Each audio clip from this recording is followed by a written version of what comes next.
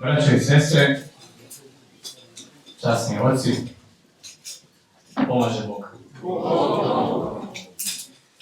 Pre svega, da zahvalimo Gospodu na ovom sobraniju i da i posle liturgije bude liturgija. Kod nas mnogi ljudi vole posle liturgije da pređu neke druge modove, ali zapravo trebalo bi da i posle liturgije, pa do sljedeće liturgije, bude liturgija na neki način kao produžena i da takvi molitveno i u sabornosti služimo Gospodu na svaki mogući način. Također, zahvalio bih ocu igumanu i bratstvu ovog predivnog manastira što su mi ukazali ovu priliku da sa vama podijelim svoje iskustva i da zajedno saučestvujemo u ovom sobraniju i u molitvenom skupu. Također bih se zahvalio i ocu Gerasimu koji me preporučio, jer sam u sklopu akcije Voli glas Srbije održao već nekoliko predavanja i to i dalje traje. I nadam se da će to biti na korist mnogima. Tema ovog današnjeg skupa je zapravo pravoslavno misionarenje i ja sam to podijelio u neka 4 dela. Prvi deo govorit ću o tome šta je zapravo misionarenje ili barem šta bi trebalo da bude. Drugi deo bit će reći o tome iz mojih ličnih iskustava misionarenje nehrišćanima ili ljudima koji nisu imali dodira sa hrišćanstvom uglavnom iz inostranstva. Treći deo će biti o misionarenju hrišćanima, jer ima mnogo čak i pravoslavnih hrišćana, onih koji su rođeni i kršteni u pravoslavnoj crkvi, u Srpskoj pravoslavnoj crkvi ili u drugim pravoslavnim crkvama, ali koji su samo, ja bih to nazvao, deklarativno pravoslavni, što bi značilo da su bazirani samo na pravoslavlju tradicionalno običajnog tipa, ali da suštinski nisu dovoljno bili u veri i u tim slučajevima je čak nekad i teže da se dopre do njihovih srca, ali nije nemoguće. Naravno, 4. posljednji deo, moj omiljeni, bit će vaša pitanja, primjedbe, žalbe, kritike ili bilo šta slično, jer smatram da čovjek ne treba da drži neki monolog ili da nešto ističe sebe i tako dalje, jer mi smo svi ovdje u službi Gospodu i sve što radimo služimo isključivo Gospodu i jedni drugima i nije džabe rečeno sami sebi i druga Hristu Bogu predati.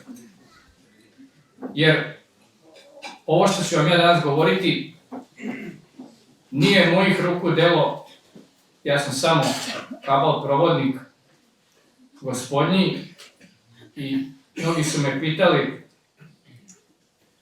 da li sam se pripremao, da li se pripremam za ovakva predavanja, tribine, besede, propovedi. Ja silom se našalim. Čak sam jednom bratu u Hristu koji me pitao da li sam se pripremio i koliko sam se pripremao za govor, pošto sam to shvatio kao govor, a ne kao sobranje i kao molitveni skup, nego ja ću sad održim neki govor ili ću sad meni aplaudiraju i to je to.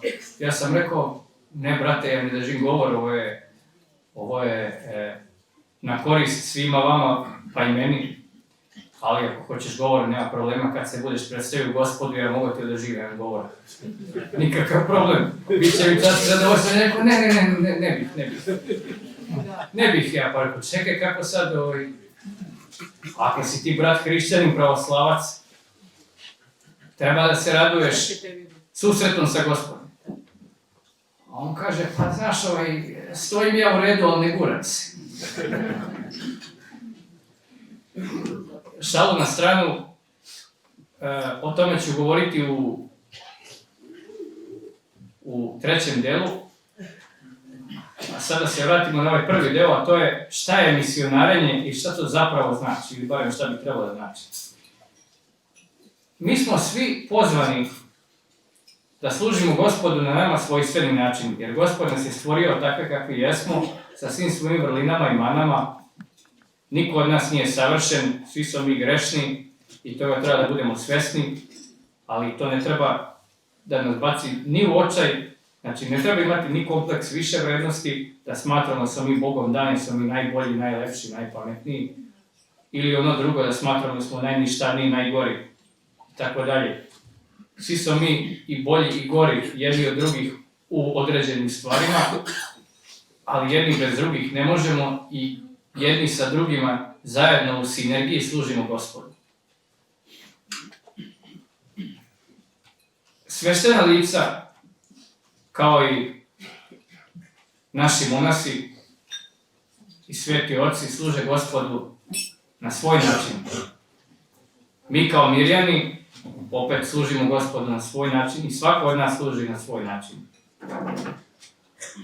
U mom slučaju, ja se trudim da sve ono što radim, da u tome nađem Gospoda, da u tome vidim Gospoda i da sve ono što sam dobio od Gospoda kao darove, da to vratim Gospodu na neki način, time što ću doprineti svojim braći i sestrama u Hristu, jer ja sam srećan kad druge učinim srećnim. I zato volim da kažem, meni ova fizička hrana ne predstavlja gotovo ništa, ja jedem jedva jednom dnevno, čisto kad i koliko moram, ali meni je duhovna hrana mnogo bitnija i ja se hranim pomaganjem ljudima i ljudskom srećom i radošću. Što se tiče samog misionarenja, ja neću ulaziti u neku dogmatiku ili nauku, nego ću se truditi da na najprostiji način iskažem ono što mi je na srcu i onako kako me Sveti Duh vodi, jer kao što kažem, nisam se uopšte pripremao, nego ću govoriti onako kako bude bilo najbolje i najkorisnije i za sve nas i za mene. Pošto govorim neki 10 jezika, za sada, tu ne mislim da stanem, hoću da naučim 50. Opet ne iz neke tamo gordosti, jer šta meni vredi da ja sad naučim da pričam sam sa sobom japanski ili španski ili italijanski ili engleski, nego kako bih takav bio korisniji drugima i kako bih drugima mogao da svedočim Hrista i da pomognem na svaki mogući način. Inače se bavim informatikom, sređivanjem računara, odbranom sistema od hakerskih napada, a također i muzikom, jer sam završio srednju muzičku školu, sviram klavir i komponujem, tako da ću vam na kraju odsvirati i neku od svojih kompozicija. Pevam u horu crkve Svetog Marka, a neretko odem i u crkvu Arhangela Gavrila kod Partizanovog stadiona. Držao sam određena predavanja na razne teme i bio sam gost i crkve Svetog Vasilija Ostroškog na Bežanijskoj kosi i njima sam jako zahvalan na tome, jer je bilo predivno iskustvo. Kao i nekim drugim crkvama širom Srbije, na primjer u Valjevu, gdje me otac Dejan Tripković prihvatio, to je bilo moje prvo predavanje ili propoved u crkvi, to je ispred hrama. I uvek se trudim da na ovaj ili na onaj način svjedočim Hrista, da li to bilo putem ovakvih predavanja ili putem predavanja online, gdje nekad, pošto spavam vrlo malo, a nekad sastavim i par dana bez ikakvog spavanja, kao recimo u ovom trenutku, pa onda online držim predavanja gdje bude pod 10-15 hiljada ljudi, ono na 2-3 različita jezika istovremeno držim razne besede. Ali sve to što se radi, čovjek ne treba da radi sebe radi, nego Gospoda radi. Jer ako mi gradimo svoj put da bismo sebe uzvisili, onda ćemo se definitivno uniziti i poniziti. Jer nije džabe rečeno, onaj ko se trudi da bude prvi, bit će posljednji, onaj ko je posljednji, prvi bit će.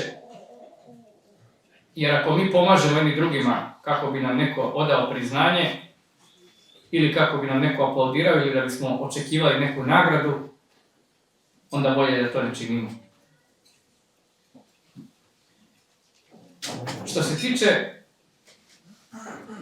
misionaranja u inostranstvu, ja sam preko interneta uspio da pomognem, pogotovo za vreme ovih burnih događaja, vanrednog stanja, zatvaranja i tako dalje 2020. godine, kad su svi drugi kukali i gdje su mnogi gubili veru i smatrali da nas više neće biti. Ja nisam nikad imao plodniju godinu. A zašto? Sedeo sam kući, držao sam propovedi, držao sam online časove klavira, pomagao ljudima u jezicima, sređivao računare također online i ono što je najbitnije, sve to što sam radio, širio sam pravoslavlje i uspio sam da preko 8.500 do 9.000 ljudi pomognem da priđe pravoslavlje iz cijelog svijeta. Daću neke primjere, jer ako se držimo samo suvoparnih informacija, onda to nije to. Čovjek svojim primjerom treba da svjedoči. I naša odgovornost je samo isključivo za svoje postupke. Mi ne možemo i nemamo pravo da menjamo druge. Treba da se trudimo da pomognemo drugima ono što je do nas. Da im ponudimo svoju pomoć, ali ne da je nanosimo i da je namećemo. Ako oni prihvate, odlično. Ako ne prihvate, šta da se radi? Mi smo svoje pokušali. Tako jednom pričam s jednim sadašnjim bratom, a tadašnjim gospodinom iz Japana. I čovjek ima sad ima 115 godina. Mislim da mi je to najstariji brat u Hristu koga sam upoznao. Tad je bio malo mlađi, možda 112. Tad je bio tinejdžer, sad je već u zrelom dobu. I sad mi pričamo, pošto me ljudi pitaju kako misionariš. Pa nije to sad, ja sad priđem i kažem, a sad ćemo da pričamo o Hristu. Onda mi neko rekao, neću. Nego mi pričamo, to mora bude spontano. Kad se otvori i kad Gospod, nekad ja smatram, jer ko sam ja da nešto smatram, kad Gospod smatra da je najbolje i za mene i za tog nekog, onda se to otvori, a moje je, to jest naše je da se opustimo i prepustimo. Da ne bude Gospode, neka bude volja tvoja, ali gledaj malo da ipak bude onako kako ja hoću. I ja sad njemu sređujem kompjuter preko interneta, sad klikneš, nisam to radio da ja lično radim, nego namjerno, kako ga ne bi učinio parazitom, da uopšte se ne fokusira na to, jer možda ja neću biti tu sutra da mu pomognem. A nisam jedan od onih koji vole da se prave pametni i kažu, pa to su male tajne velikih majstora, neću ja sa tebi da otkrijem, zato sam ja to uradio, da vam poslao. Ne, naprotiv, ja mu kažem, sedi tu, ti ćeš da radiš, ja ću ti pričam šta treba da radiš. Tako da sljedeći put ti sam sebi možda središ kompjuter i čak nekom drugom ko te bude pitao. Kaže, pa ti si majstor. Rekao, ja sam sluga. To je velika razlika. Mi smo svi sluškinji i sluge Božije, mi svi služimo Gospodu i jedni drugima. Zato se kaže u crkvi da je taj i taj sveštenik služio u toj i toj crkvi. Ili u tom i tom hramu, ili u tom i tom manastiru. A lepa country muzika inače. Miloš. I šta se događa? Kaže on, ja ne mogu, ja sam glup, ništa ne valja, sve je negativno i počne čovjek da mrači. Ja kažem, dobro, u redu, ok, uzmimo da si u pravu, jer sigurno si u pravu u nekom vidu. Nisi slagao. Ali, što bi rekao starac Tadej, kakve su ti misli, takav ti je život. Kaže, ko je taj Tadej? Rekao, to je čovjek iz inostranstva, ne poznaješ ga. Kaže, mogu da ga poznam? Kažem, pa fizički nažalost ne možeš, ali možeš preko knjiga. Pa daj, pošalji mi neku knjigu. I onda shvatim da zapravo na japanskom, a gotovo ni na engleskom nema knjiga, ili ako ima, onda toga ne može dođe. Ja kažem, rekao, nema problema. I onda ukucam brže, bolje, jedno sat i pol vremena iskucam u Wordu. Neke najosnovnije stvari prevedemo i na engleski i na japanski, i rekao, evo ti. Kaže, još što je divan ovaj Tadej. I tako spontano počnemo od Tadeja preko Svetog vladike Nikolaja Velimirovića do...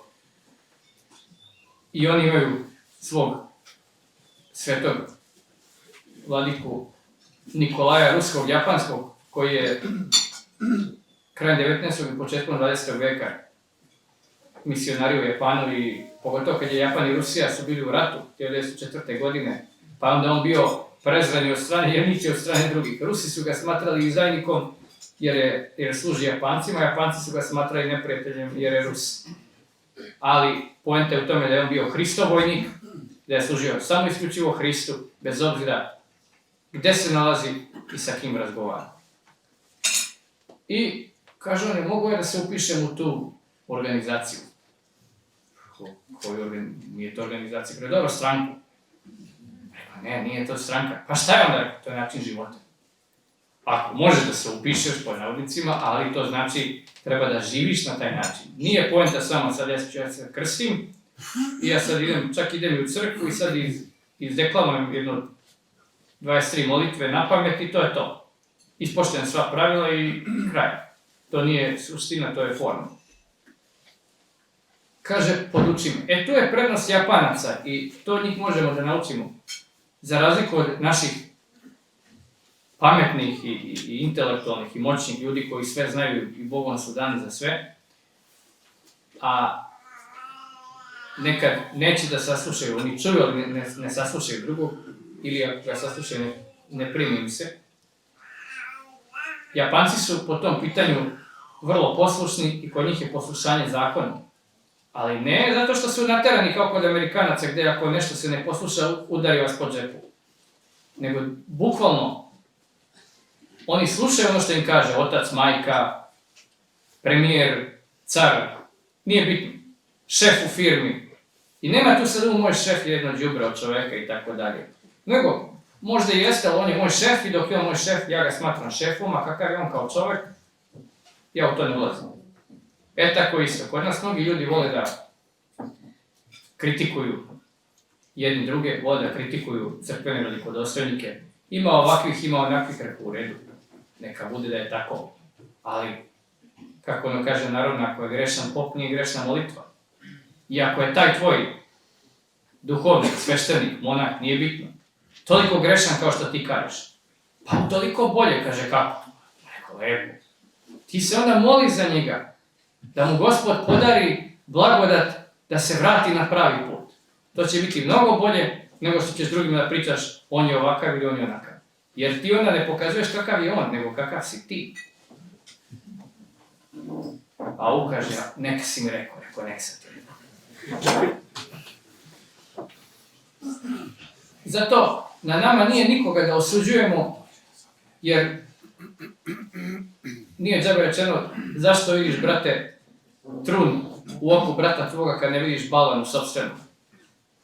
Ono što mi smatramo da je dobro, neko smatra obrnuto.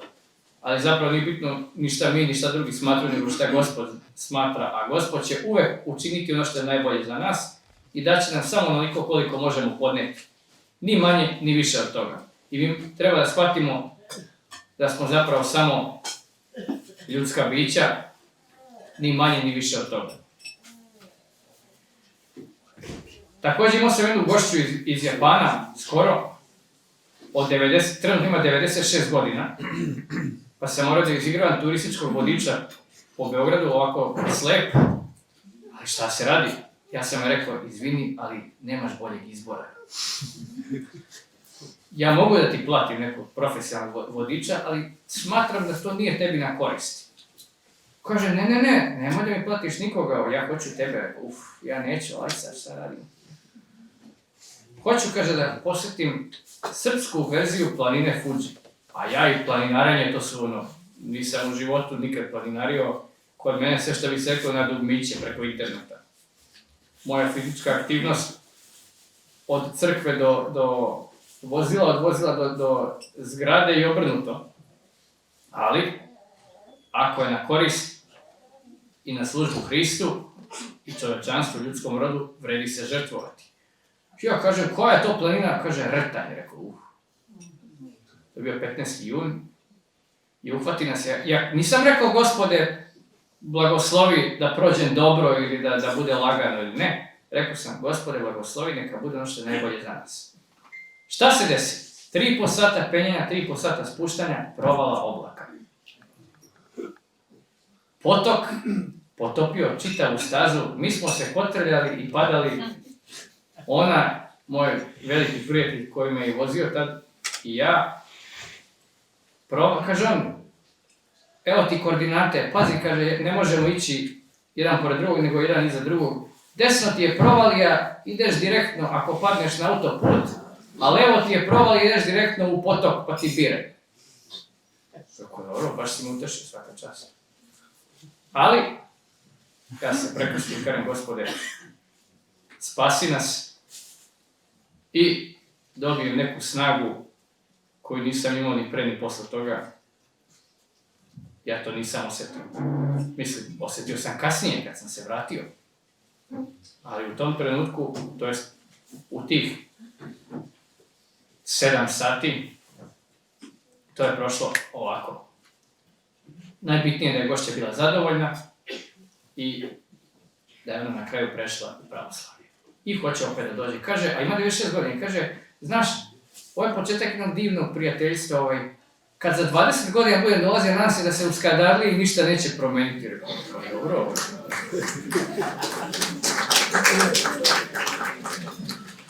Nema problema, svi ćemo se mi promeniti, ali skadarlija neće, svakako da ti garantujem, mislim. Ima dosta iskustava, mogao bih knjigu o tome da napišem, ali sad ću preći na ovaj treći deo, koji je također zanimljiv, a to je misionarenje među svojima, među hrišćanima, među onima koji sebe smatraju hrišćanima, pravoslavcima. To je uvek najteže.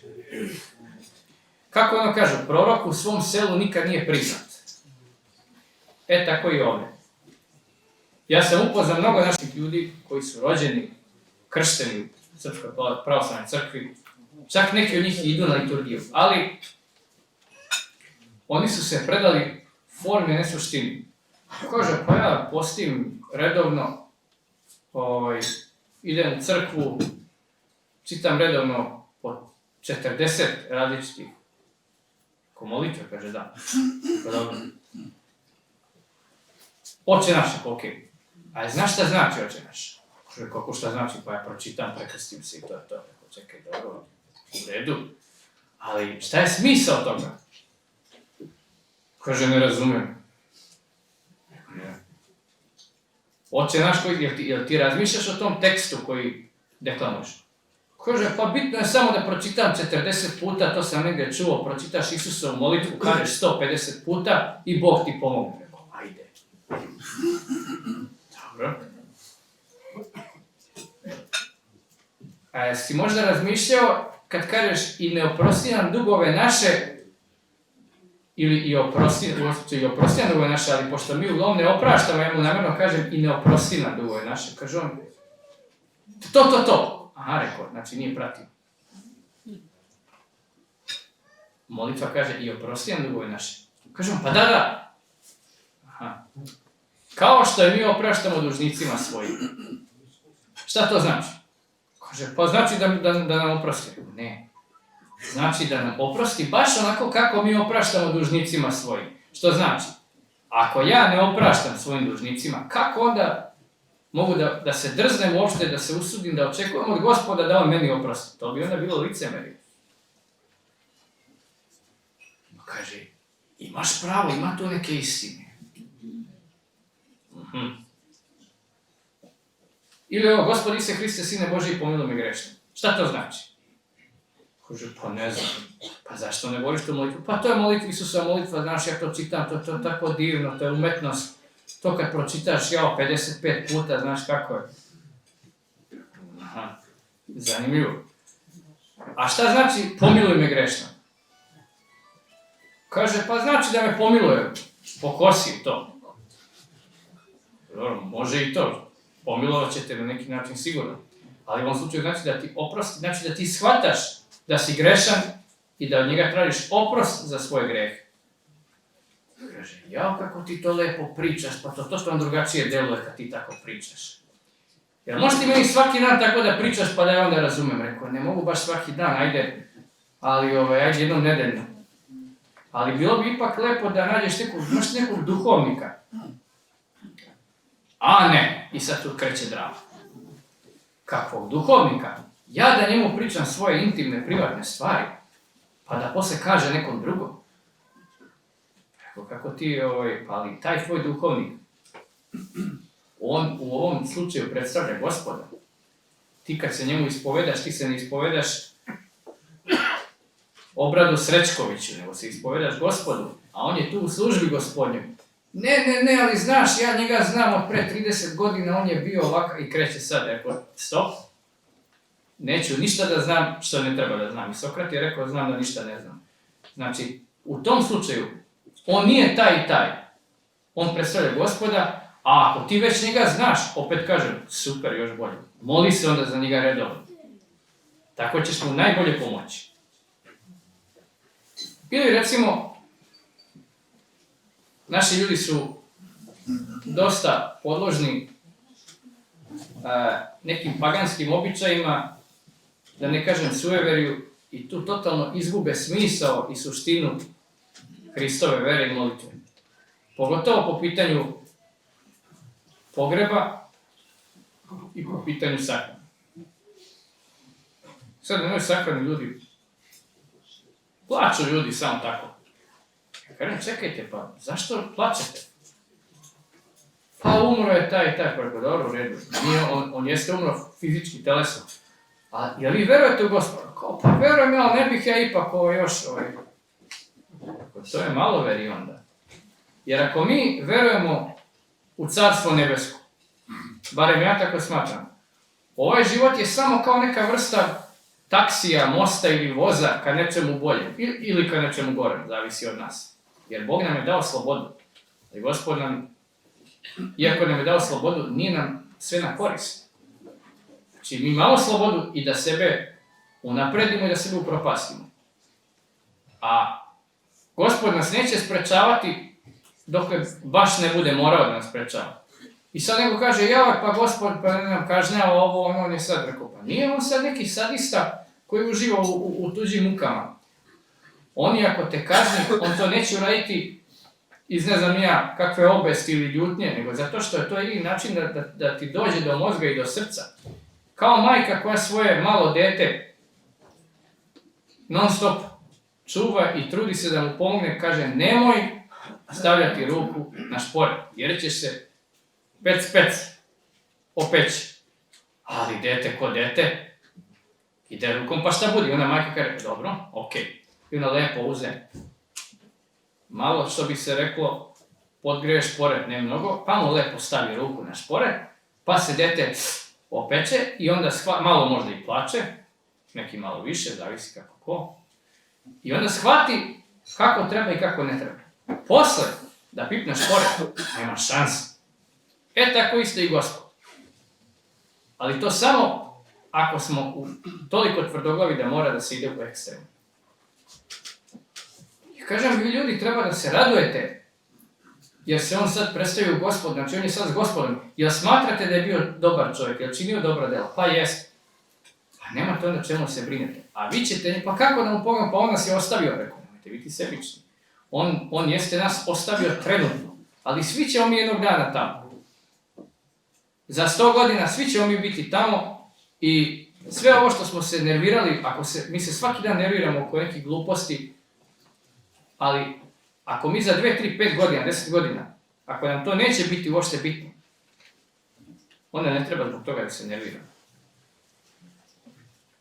Pa šta da radimo za njega? Šta da radite? Molite se za mir i pokoj njegove duše i da mu Gospod oprosti sve njegove grehe. Tako ćete mu najbolje pomoći. Jer čak i ako dođe se u situaciju da je neko bio, što bi se reklo, 50-50, onda će Gospod da kaže, ok, gdje ćeš završiti, pošto si činio i dobra i loša dela, i jesi se i nisi se pokajao, sad zavisit će samo od toga da li ima i koliko ima ljudi, koliko ima duša, kojima je stalo do tebe i koji se istinski i predano mole za oprost svojih grehova.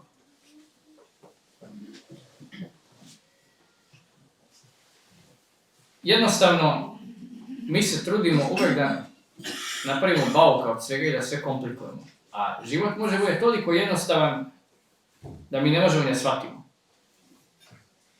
Mi treba se radujemo malim stvarima, jer u malim stvarima je život. Mi ne znamo da li će sutra doći, da li ćemo osvanuti. Sutra nikome nije obećano. Ali, baš zbog toga čovjek treba da živi svaki dan kao da mu je posljednji.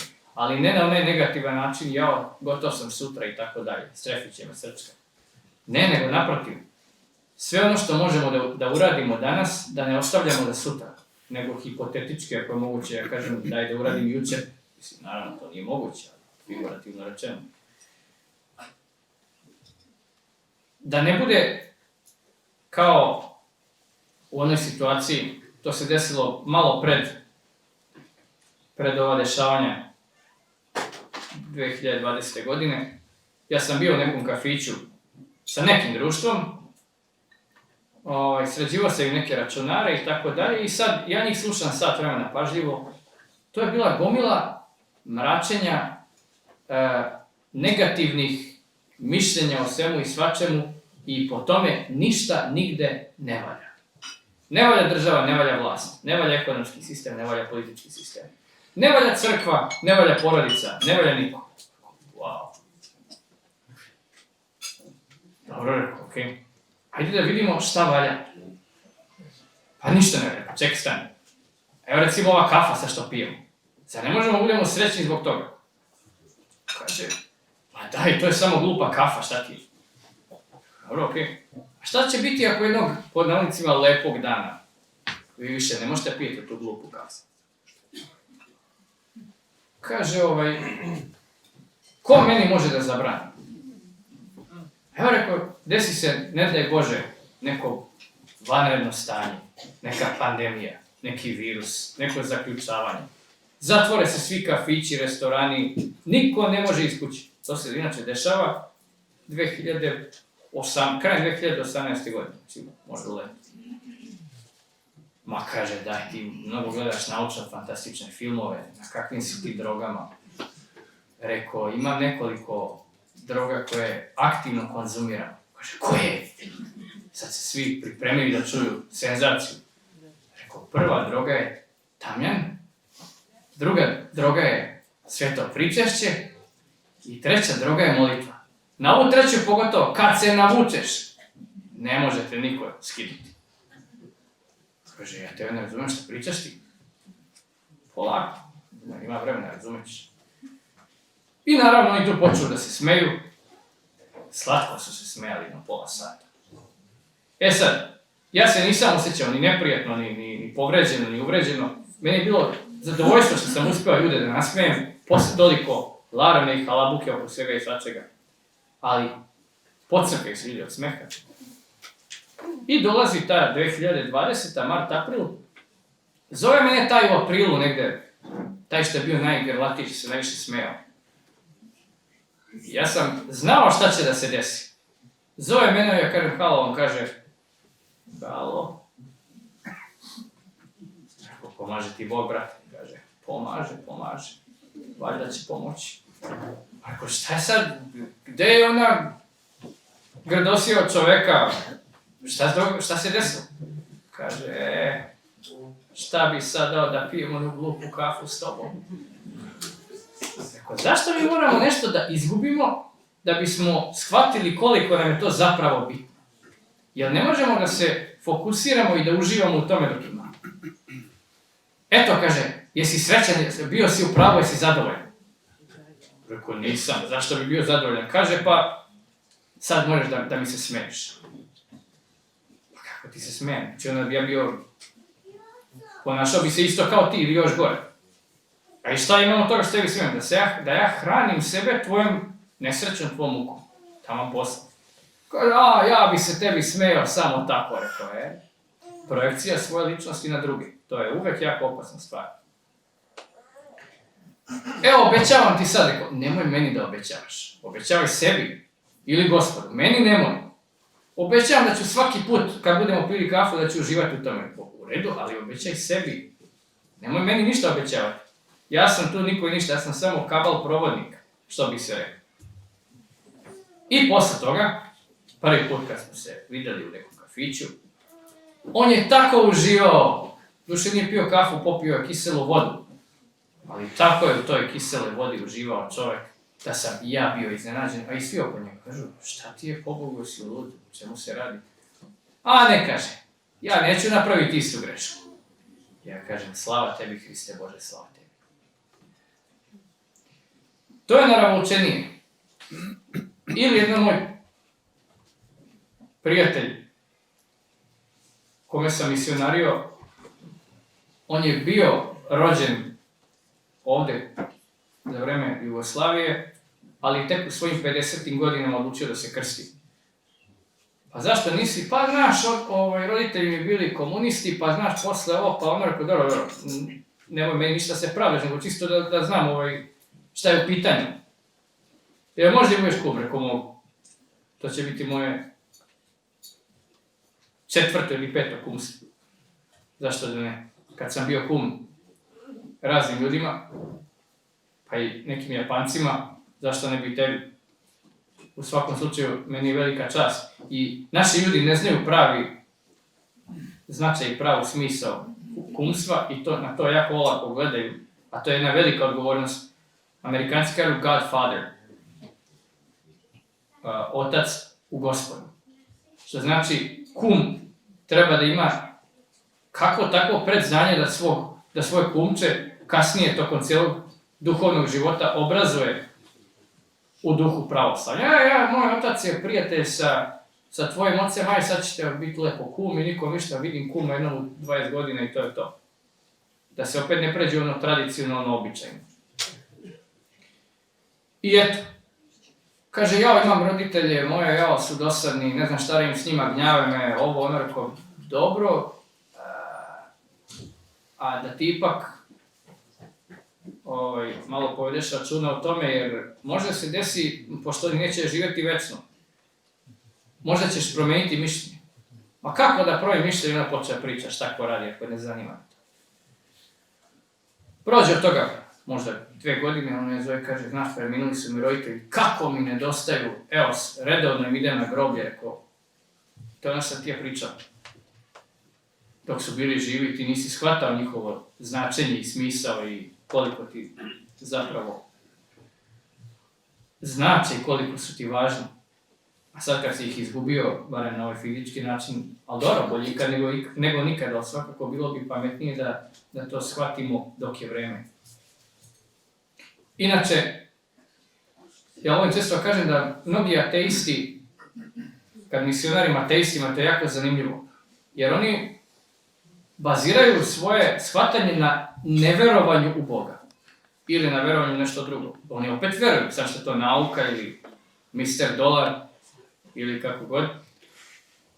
I kaže čovjek u Americi, kaže, a ne, hvala Bogu, ja sam ateista. Čekaj, kako hvala Bogu, ti onda nisi ateista, ti opet prizivaš Boga. Kaže, molim, rekao si hvala Bogu, ja sam ateista. Znači, ti zapravo veruješ u Boga. Bože, sačuvaj! Ja onda njemu kažem, dobro, okej, sačuvat ćete, nadajmo se da hoće svakako. Ajde, rekao ti sad ima taj kompjuter i da idemo dalje. ali ovo što si, ovaj sistem što si stavio, to ništa ne valja, bolje ti stavi neki drugi, jer se slažeš. Kaže, budi Bog s nama. Rekao, i bit će. I jeste, i bit će. I na kraju, naravno, postao je i on pravoslavac, samo to malo stidljivo prihvatao na početku, jer po Bogu, gdje to sme da se desi da je on promijenio svoje mišljenje, Bože sačuva, ali promijenio ga je. Mislim, na bolje, naravno.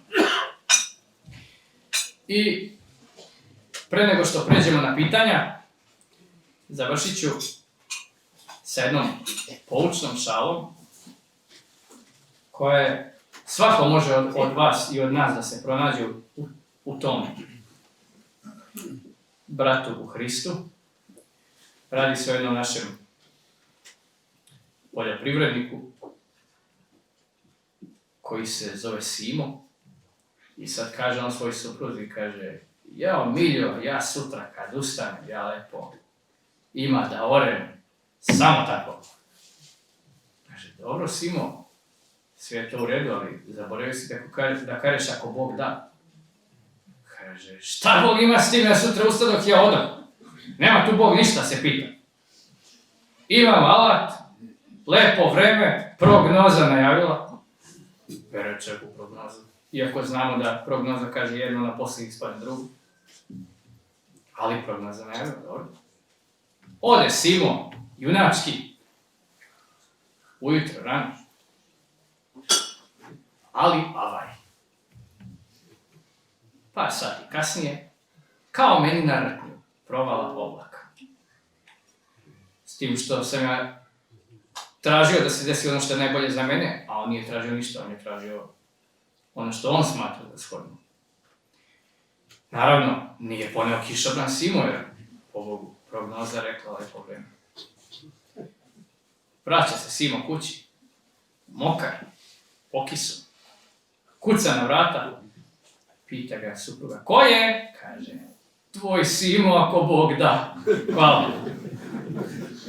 Gospode Bože moj, blagoslovi narod. Pre svega pratio sam vaš rad na YouTube-u i moram da kažem da sam počastvovan zbog toga, zato što u današnje vreme ipak rađaju se novi sastavi tog tipa i pored sveg crnila i u medijima i u svetu i šta se sve događa i u nama samima, drago mi je da ima takvih sastava koji ipak pokušavaju da na neki način očuvaju veru Hristovu i pravu tradiciju. Šta reći? Ulica je ulica, ulica nije crkva, ali mi treba da se ponašamo na ulici gotovo kao i u crkvi. A šta to znači? Šta god mi činili, uvek će se naći neko ko će da nas pohvali ili ko će da nas napadne. Bez obzira da li to što smo mi učinili bude dobro ili loše. Ali svakoga treba saslušati, a s druge strane ne treba primati k srcu i ne treba osuđivati one koji nas napadaju, sprečavaju i tako dalje, jer oni zapravo nemaju problema s nama, nego sa samim sobom. Tako da treba im pomoći time što ćemo ih pustiti da kažu ono što oni smatraju, a da se mi pritom molimo za njih. A s druge strane, što se tiče rada na ulici i misionarenja, treba osluškivati i treba se prepustiti. Jer ako se čovjek mnogo priprema ili mnogo planira, ako hoćemo da nasmijemo Boga, samo mu ispričamo svoje planove, tako da treba se prepustiti, pa šta god da se desi, to zapravo znači da je to ono što je u tom trenutku najbolje za nas, bez obzira da li mi to shvatamo u tom trenutku ili ne.